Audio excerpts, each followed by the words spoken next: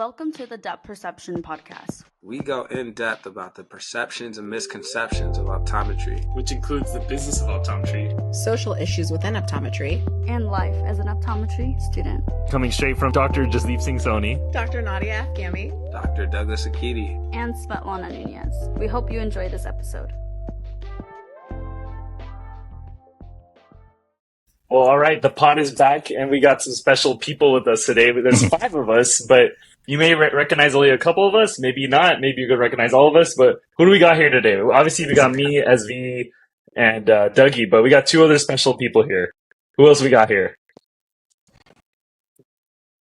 Oh, okay. Well, I'm not used to being called special, so sorry about that. It's a little awkward for me, but my name's Richard Hernandez, and I'm a CooperVision rep.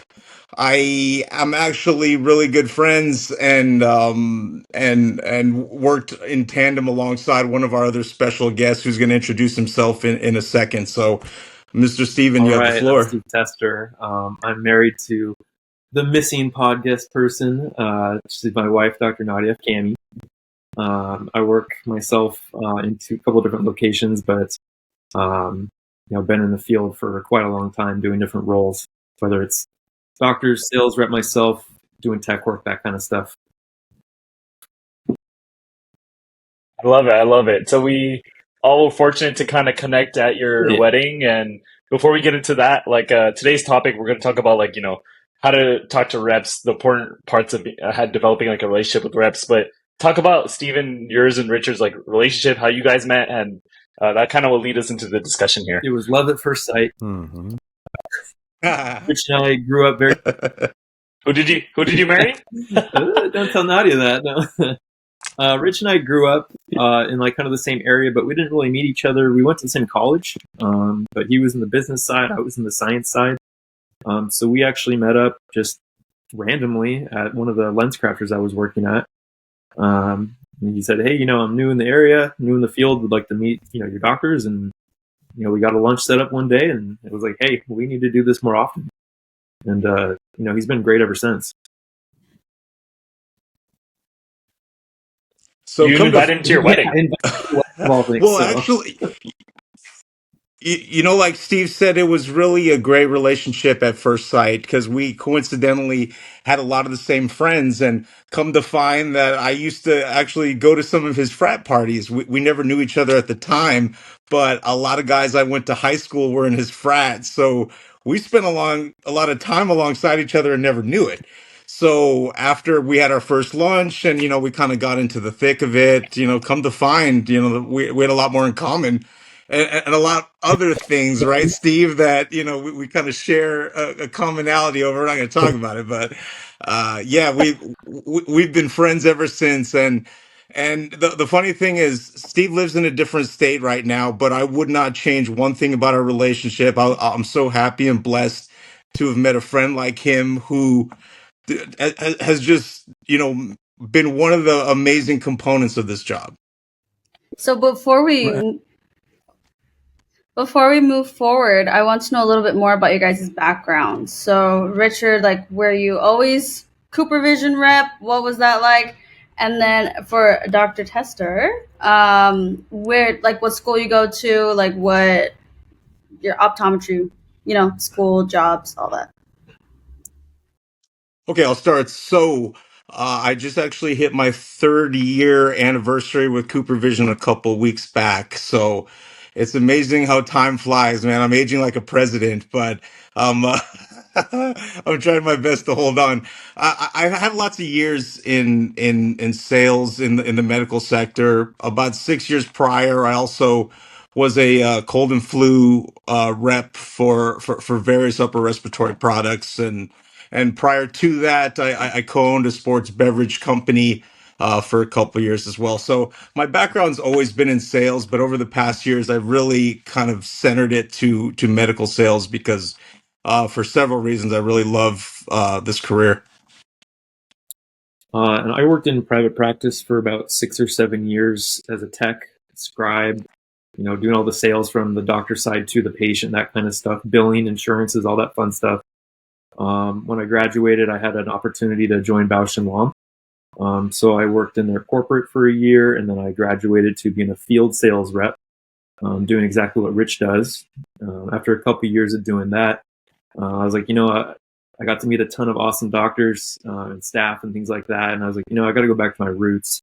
So it was great having like that, that businessy background that, biology and chemistry didn't teach me. But learning the ins and outs of the corporate world taught me a lot more than I think most people would going straight into optometry school after they get their degree. I graduated from Western University College of Optometry in 2019, and I've been working ever since. So I'm hitting my few years after as well. I think, Rich, I met you around Christmas time. It's really cool that you guys have such diverse and interesting backgrounds, and somehow we're able to like unify and come together. So can you guys kind of explain, and I'll tell you, Rich, to go first, about how important it is to develop relationships with the doctors you work with and, rep with on your side of things with Cooper? I mean, it's incredibly important. If you don't have good relationships, you don't get invited to weddings, right? So, you Or can know, talk about your parties. our frat parties as well. And one of the one of the many tools that we have to be successful at our job is having lunches, and being able to take out Steve and other doctors is really a great opportunity to get to kind of break down those walls and to really build solid relationships with human beings, because that's at the end of the day, we're both trying to achieve objectives for the greater good, and nobody's working against each other. So I think, man, it's funny because my manager kind of compares a relationship in this industry as sort of turning a cruise ship, right? It's not going to happen today or tomorrow, but you got to be consistent and you got to be true to your word, and of course deliver on what you say. Because like many sales reps you're going to hear throughout your life, people are always going to overpromise and underdeliver. So I think the key is just to be true to your word. Any thoughts on your Building end? relationships is number one. If you don't come into my office, I don't know who you are. I don't necessarily know who or your what your products are. Products are always in the pipeline. They're coming out every few years. So it's like, if there's something better for the patient, I need to know what it is. And the best chance of me learning about that stuff is directly from the source, from the sales rep. Because I'm not just going to be going on websites constantly or hoping like something pops up on Facebook or whatever, and then I do my own research on it. I'd rather just be, taking a lunch or whatever, or have a staff meeting or training and just go over that stuff as to why it's best for the patient, number one, but why it's also good for me or my business. I like that. So you said for you, building the relationship, and then I heard building trust a little bit with Rich, seeing some common parallels and themes there. Let's talk about like I feel like as OD sometimes you're in the middle of your day, you're stressed out. Maybe someone comes in the office and you're like, oh, maybe I could overlook this. Let's talk about benefits for both sides, right? Like what are some benefits for some doctors out there? Like why they should take some time to make sure that they hear, you all when you come in when you have something to offer us. Well, here's the thing, right? If like Steve says, if they're not up to date on all the cutting edge products, then they're going to go see someone that is, right? Everybody likes to Mm. know what the shiny new toy is and what it does for them. And I don't mean to knock any of our fine doctors out there, but sometimes some of our older doctors like to kind of rest on their old prescribing habits, right? They don't open themselves up to some of this new great technology, and as a result, they lose patience over the years. So whether you prescribe it or not, I mean, you got to know the answers to these questions, because if the patient then loses credibility in you as the doctor, then off to the next one, right? There's plenty of doctors out there, and kind of like from the rep's perspective or the doctors, we're building a lifelong relationship. So if we're not delivering and we're not at the tip of the spear, then like I said, next. Yeah, if I That's a great yeah, if that's a great I'm point. not offering like something new anytime someone comes in, what differentiates me from the next doctor down the street? Um, you know, it could be a reason like a patient comes in and says, I used to like contacts back in the day, but I can't wear them anymore. They're super uncomfortable. I don't want to do it anymore. And that's either a patient that was dropped out a long time ago or just doesn't want to wear them anymore. And that's, loss of one, them coming back for having something new. It's also loss of, money for the practice and things like that. So if I can offer them something newer that solves this issue and brings them back into something that they want to do, that makes me the hero. And that's something you can't, like, money can't buy that. So it's a business, it's a practice builder. Those are great points. So practice builder, offering something new, staying up to date with the latest and greatest so that you can keep up with your competition. I also think like the ability to have free samples and to offer that to patients so they could try things before they order it themselves. Like I think reps are huge in that, and being connectors, right? Like as a recruiter and starting a recruiting company, reps are what helped me with connecting people. You guys are like connectors. Like you're going to every office and seeing what's going on and everybody have those conversations. Anybody want to add on anything to Yeah, those thoughts? 100%. So if I'm in a new area like I am now, and I'm at a job and I'm like, hey, I don't like this job anymore, or something turned me off from it, who do I talk to? I'm going to talk to the sales rep, because they're in every single office for the most part in that area. And they can say, hey, I've heard really good things about Dr. A. And they can tell me, you know what, I've been to that office and it does not look great. And I have their, because I know they're distributors and things like that. Or maybe it's like, hey, this is like a heavy medical practice, but I really want to focus on contacts or something specific. I can talk to them and say, hey, that is a great doctor, but I'll tell you right now, this Dr. B and C, those are the ones that do what you want to do. So it's just networking again for me to go where I want to go. You know what? I agree with him 100,000%. I was actually fortunate to be able to place Dr. Tester at another location when his schedule was a little off. So, one thing is I really encourage new reps to get in contact with the local rep of each individual manufacturer, because they love to help place uh, doctors at practices. And I'm talking to you, Svetlana. The moment you graduate, we're going to get you into a nice practice, and we're going to find you a nice home. And I still owe you some my days, so hold me to that. I got to get it through your practice, so don't worry. I'm not gonna leave you guys in the cold, but yeah, I mean, your network is everything, right? I mean, it's not what you know, it's who you know.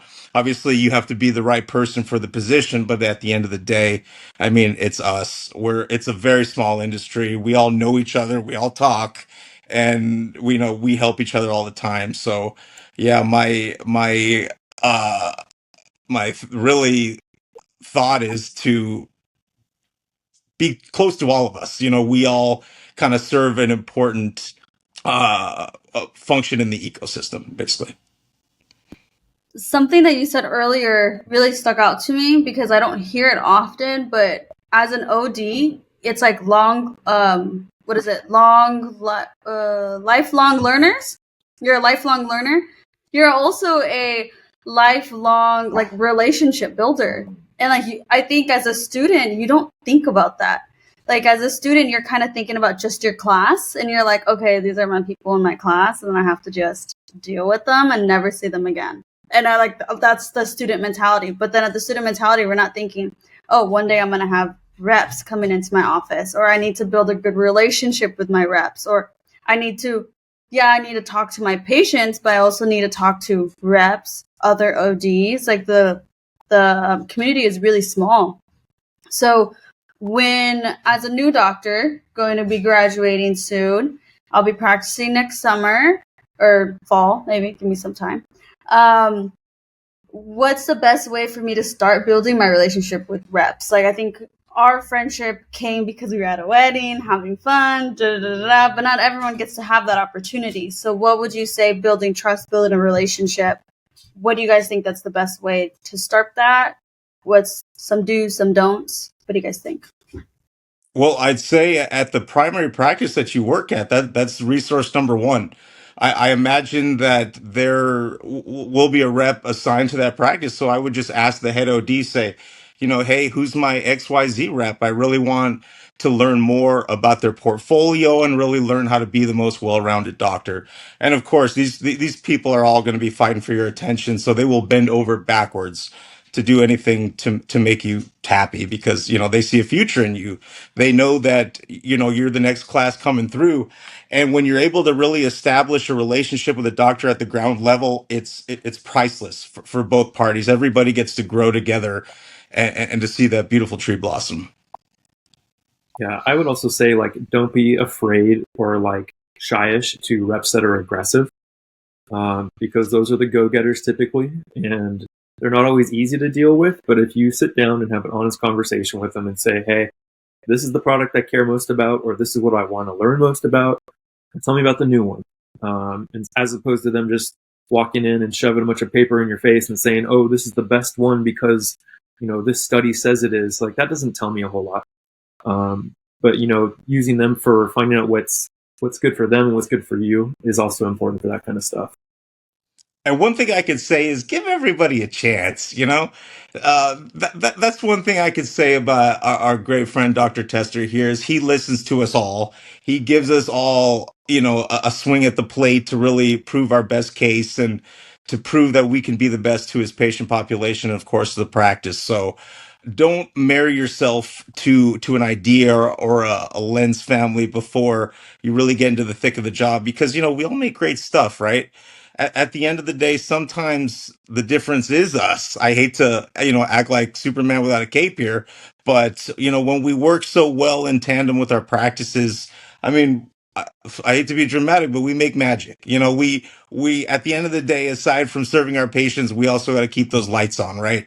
So it's important to also not neglect the business aspect of it. I know we kind of talk clinical a lot, but there's two sides to every coin. Yeah, kind of going back to giving everyone a shot, like you said, is when I look for opportunities, I don't just look for other offices to work at.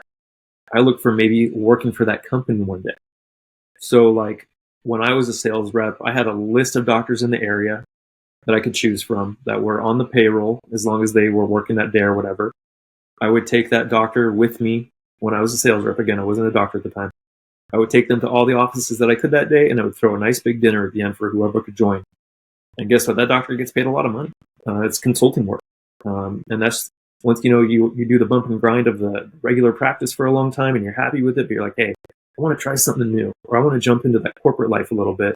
There's huge benefits to that. So if you shut out one of the companies, there's only 4 big contact lens companies truly that we work with. That's 25% of your chances gone. So keeping all those relationships good is super important, I think, for longevity, like you were saying, and just if you want to grow as yourself. Wow, that's a really interesting point, and I love that point that you make. Just in terms of think about the future, invest in the future, because you never know. You may want to be a part of corporate and something like that. Dr. Tester, I want you to take off your doctor hat and re-put on your contact lens rep hat. Rich, you already have your contact lens rep hat on. So when it comes to like relationships and us just understanding as ODs, what do you say? What would you say is the best way for us to just be empathetic and just understand where you're coming from to help us, but also our patients? Yeah, so I think that's a super great question to ask, because there's 2 sides to this business. Like, if we're not getting the best products, they're not getting paid either, and our patients aren't seeing the best stuff either. Just know that reps are human too, and they are held to a number, and it's not just one number. There's entire metrics from the corporate overlords to be that say, hey, we need you to sell X amount of contacts in general, or whatever the product is. We need you to do not just sphere fits. We want you to do astigmatism and multifocal fits and any kind of specialty stuff like MiSight and things like that. And knowing that offices might just hate that product in general, that's boom. You can't get really into that office anymore, even if it's a very big office. But you still have to hit your numbers. So how do you do that? You have to branch out. You have to talk to new people. And there's a lot of optometrists out there, and usually we're all pretty cool, normal people, like just honestly nice people. But there are the few like little rough ones out there sometimes, and I'm sure Rich can attest to that. No names. But it's they have a job to do too, and if they're not hitting their numbers, guess what?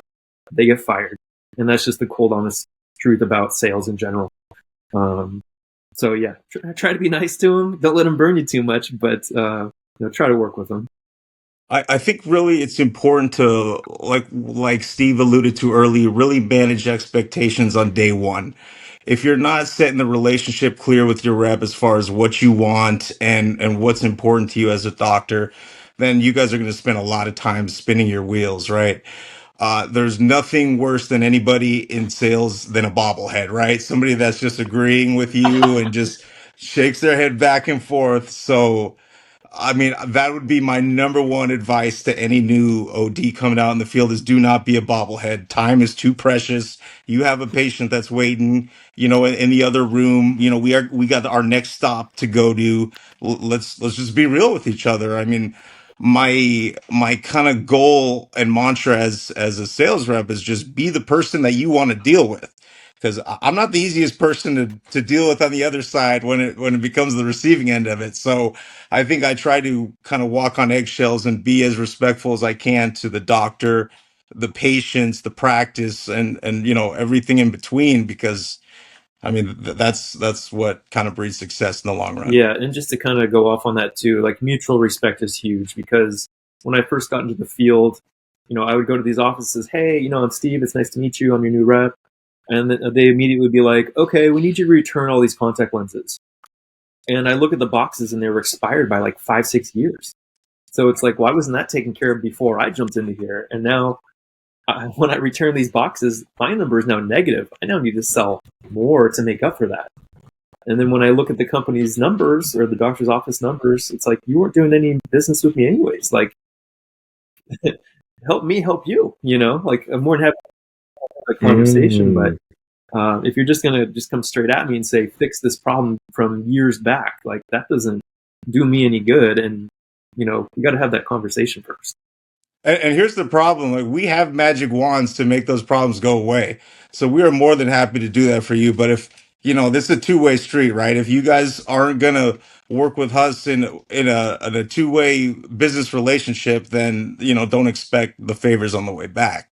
So one thing I want to note is that this is the most flexible industry when it comes to expired product or product chewed on by a dog. I mean, practices will take anything back and do whatever they can to make their doctors happy. So that's one thing you guys should always kind of, hey, is that Nadia? Hi, Nadia.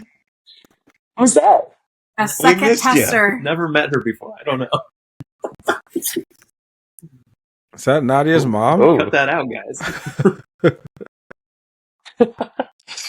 Excuse us, we're recording here. That's going on the director's cut. That's good stuff. Keep it rolling, baby. No, you all make good points. I think as doctors or future doctors, we have a sense of entitlement after we go to school, and then I think sometimes we can let that get to our head. Hey, like these are our patients, or we're busy throughout the day. But at the end of the day, we're all human beings, and we can really help each other and benefit each other. And we need to remember that to make sure we progress your causes and vice versa. We can really help each other by just respecting each other as individuals in our own path here together. I think the best way to do it is walk in, ask if the doctor is available. If they're not, say, hey, totally fine. Can we set up a lunch, whatever, with the staff, whatever, just to break bread. And then, at that point, as a sales rep, I wouldn't go for the throat or anything like that about trying to sell a product. But I'd say, all right, hey, I'm glad we got to talk. I'll make sure you get whatever product you want to, at least get a foot in the door to start this stuff. Let's set up future lunches right now. To have a more in-depth conversation on how we can truly work together. And also knowing that the staff is just as important as the doctor, because if you walk in there and the doctor's a little busy, guess who either says yay or nay? It's that front desk person. They're the gatekeepers. And if you're mean to them or not respectful of their time or the doctor's time, you're not going to get into that office ever. So, yeah. Do you try other techniques like bringing crumble or coffee, or what are your thoughts on all that kind of stuff? I went to like the store and just bought a bunch of those pre-made like boxes of cookies or whatever. Because it's nice to have just like, hey, even if I don't get to see the doctor, these are for you. This is for the staff and the doctor if they want it. And that's actually one thing that I really respect about Rich, because him and I, got our first dinner or lunch or whatever, and I said, I really appreciate you doing this for me, but if you could feed my staff first, that means more for I'd rather you fix them because I'm fine. But like, I appreciate everything you're doing for me, but taking care of them means a lot to me too. And that's actually one of the first things we did. And he stopped at my break room. It wasn't anything crazy, but it was enough to make the staff happy. And if they're happy, then the whole office is just better for that day or weeks. And so, I wish I could clone 139 of these guys, but unfortunately I can't. So if we're writing the guide for ODs, what do we put on it? What's our summary? Okay, so we're going to say you're going to keep up to date with the latest and greatest. Let's just quick round it. Throw out something. Take tidbits from everybody. Everybody's got something to offer. Just be open to the world around you. Don't run from aggressive reps, but let them know what you want to know and go from there. Doug, SB, anything come out to you? Mine would be open to building relationships with your reps after you finish school. Because I feel like students were not thinking of that. Yeah, that's what. And one thing I would add would be kind of be careful about your food choices, because you eat a lot of rich and processed food, and as a result, my blood work was awful. So opt for the lettuce wrap, get the salad. You can't get pastrami's and steaks and ugh, man, I'm Still gonna suffering get rid for of it. I'm not the gonna rest lie. of it for sure. No more I was it's like, best, Steve. We can't bury our faces in pastrami anymore. wow. I was gonna ask for some hot Cheetos, but never mind. Oh yeah. Just be careful about that. It's a slippery slope. My takeaway is just make sure that they take care of your staff, because at the end of the day, that's gonna come around, and if everyone's feeling good, and then it's gonna help the practice prosper. Yeah, so some of the staff, because I have like 10 W-2s because I work at so many places, but there was a couple reps that would come in, whether they were a drug rep or whatever, and like the staff would be like, "Oh man, it's them again," or like the doctor would be like, "I'm gonna go in the back. Don't tell them I'm here," and that's like sad because the drug rep or whoever is just doing their job, but they're just not going about it properly, and maybe they don't realize it. So again, that's kind of like that building, and you both learn, you both grow for that kind of stuff too.